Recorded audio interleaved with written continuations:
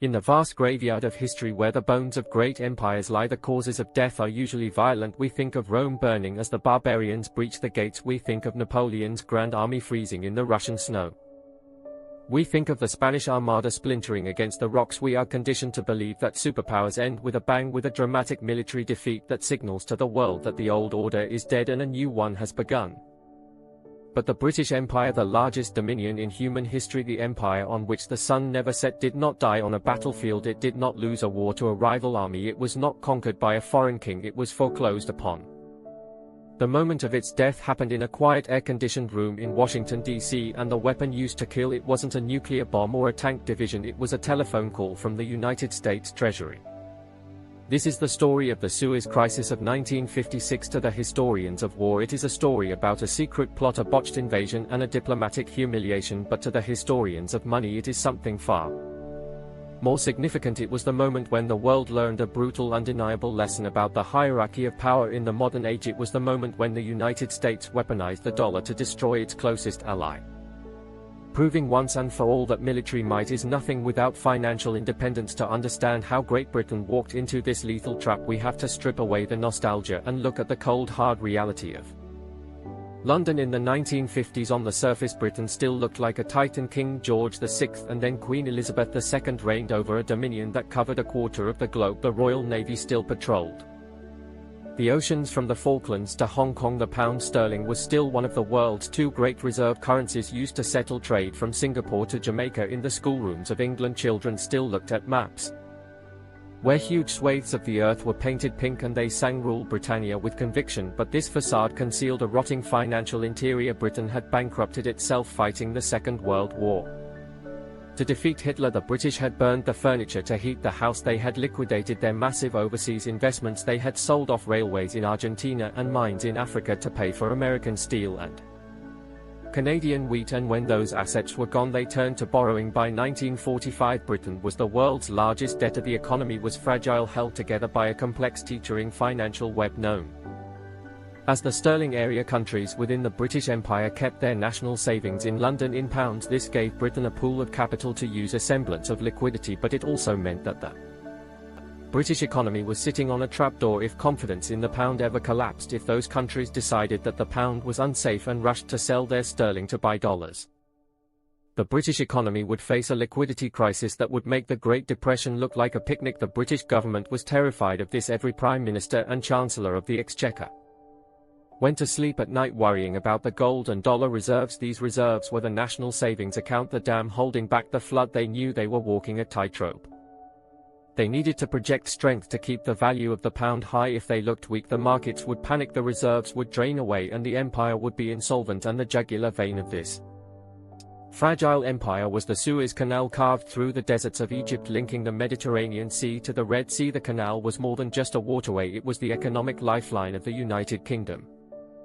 By 1956, two-thirds of the oil used in Britain passed through the canal. It was the highway to India, Australia, and the oil fields of the Persian Gulf. Without the canal, British industry would grind to a halt.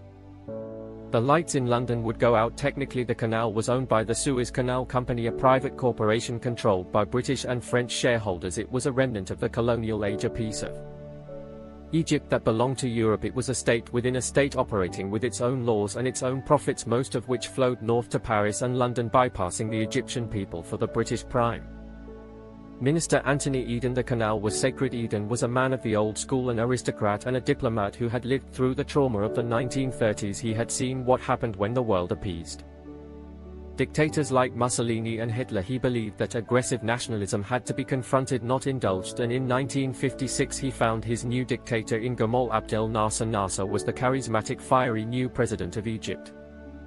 He represented the rising tide of Arab nationalism. He wanted to throw off the shackles of colonial rule. He wanted to modernize his country. His dream was to build the Aswan High Dam, a massive hydroelectric project that would electrify Egypt and control the flooding of the Nile. But dams cost money and Egypt was poor. Initially, the United States and Britain promised to loan Nasser the money for the dam. They wanted to keep him in the Western camp during the Cold War, but Nasser was playing a dangerous game. He was flirting with the Soviet Union, recognizing communist China and buying arms from Czechoslovakia. In July 1956, the United States tired of NASA's double-dealing abruptly pulled the funding for the dam. Britain followed suit. NASA was furious. He needed money to build his dream if the West wouldn't give it to him. He would take it. On July 26, 1956, NASA gave a speech in Alexandria. It was a passionate declaration of Arab independence broadcast across the Middle East. In the middle of the speech he uttered a specific code word.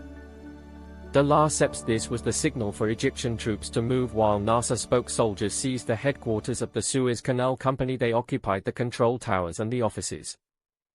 NASA announced to the cheering crowds that he was nationalizing the canal. He would take the profits from the tolls and use them to build the Aswan Dam. He famously declared that they dug the canal with their lives, their skulls, their bones and their blood. In London the reaction was apocalyptic. Anthony Eden saw this not just as a theft of property but as a hand closing around the windpipe of the British economy.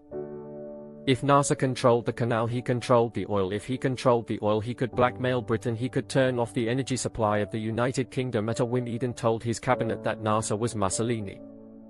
He believed that if Britain let NASA get away with this, British prestige would collapse. The sterling area countries would see that the British lion had no teeth. They would dump the pound. The financial house of cards would fall. Therefore Eden concluded NASA had to be destroyed. But Britain had a problem. They couldn't just invade Egypt. It was 1956, not 1856. The world had changed. The United Nations Charter forbade wars of aggression, and more importantly, the President of the United States, Dwight D. Eisenhower, was strictly opposed to the use of force. Eisenhower was a military man, but he was also a pragmatist.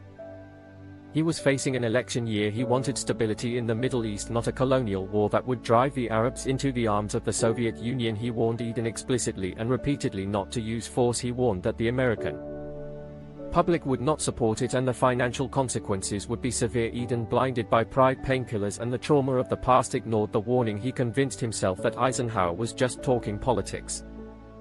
He believed that once British troops were on the ground, the Americans would fall in line. He thought the special relationship between the US and UK was unbreakable. He thought that America would never let its old ally fail.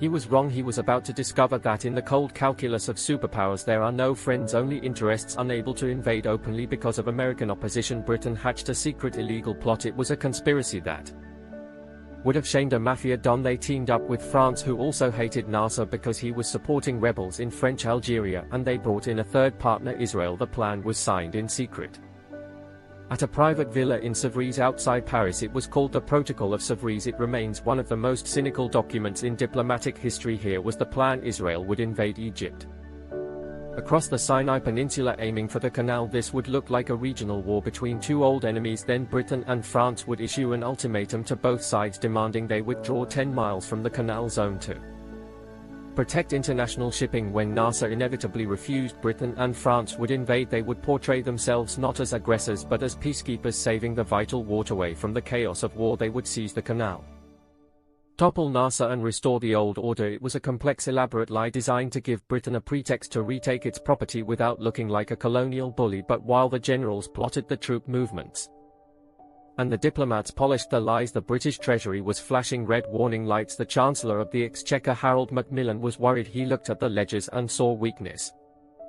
The British gold and dollar reserves were dangerously low. They stood at about $2 billion. That sounds like a lot, but for a global reserve currency it was the bare minimum needed to maintain confidence. Macmillan warned that a war would cost money. It would scare the market. Speculators might sell the pound. He told Eden that they could only afford a war if the United States supported it, or at least tolerated it if the US opposed them. The financial pressure would be unbearable. Eden brushed these concerns aside. He was obsessed with the political objective. He believed that a quick, decisive victory would restore confidence in Britain. He thought that once the Union Jack was flying over Suez again, the markets would calm down, the oil would flow, and the pound would be stronger than ever. He was making the classic mistake of a declining power. He was betting his economy on a military gamble, assuming that the sword could fix the ledger. He didn't realize that he was walking into a trap where the battlefield was on the Sinai Desert, but the trading floors of New York and Zurich. The order was given. The secret protocol was activated.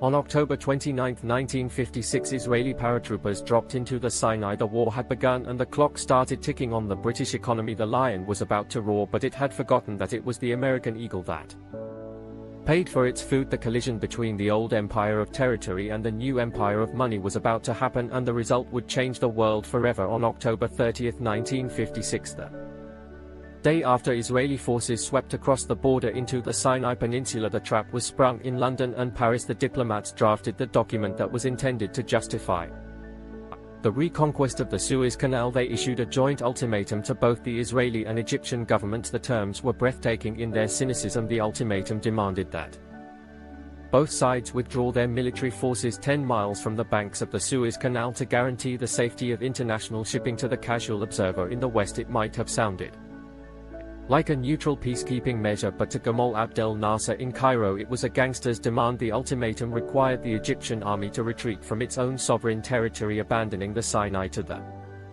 invading Israelis while allowing British and French troops to occupy the canal zone, the very soil Egypt had just nationalized. It was a demand for surrender dressed up as a request for a ceasefire. Nasser of course rejected it immediately. He knew exactly what this was, a coordinated colonial invasion. When the 12-hour deadline expired on October 31st, the pretense of diplomacy ended. The Royal Air Force launched Operation Musketeer. British bombers taking off from airfields in Cyprus and Malta roared over the Mediterranean. They pounded Egyptian airfields, destroying the Egyptian Air Force on the ground before it could even scramble. It was a display of overwhelming old-school imperial power. The skies belonged to the British. At sea, a massive armada of aircraft carriers, battleships and cruisers steamed toward Port Said. On the ground, Israeli tanks were slicing through the Egyptian defenses in the Sinai with terrifying speed from a purely military perspective. The operation was flawless. The plan was working perfectly, but the British government had made a fatal miscalculation. They were fighting a 19th century war in a